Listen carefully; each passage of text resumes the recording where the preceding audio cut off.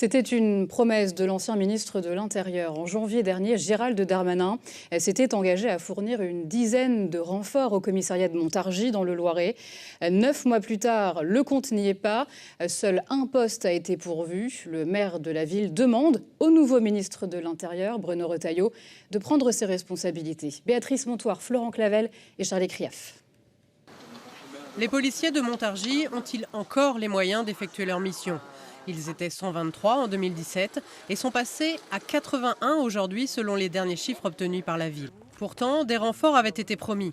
1er janvier dernier, le ministre de l'Intérieur de l'époque, Gérald Darmanin, est en visite au commissariat de Montargis. Après le traumatisme des émeutes de l'été 2023, il annonce une vague de recrutement.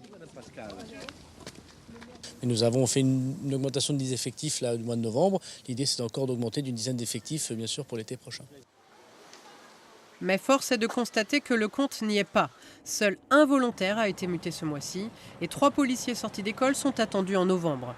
Le maire écrira cette semaine au nouveau ministre de l'Intérieur, Bruno Retailleau, pour lui demander de tenir la promesse de son prédécesseur. Pour ce policier, il faut aussi renforcer l'attractivité de Montargis.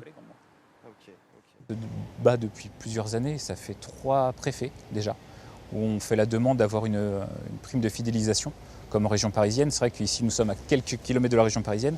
Les collègues par exemple sur Melun l'ont, Montargis ne l'a pas. C'est une volonté politique, malheureusement ça représente un sacré budget, parce que si vous la donnez à Orléans et Montargis, malheureusement vous allez devoir l'étendre à tout le centre Val-de-Loire. La ville espère désormais des arrivées supplémentaires avec une nouvelle sortie d'école prévue en décembre.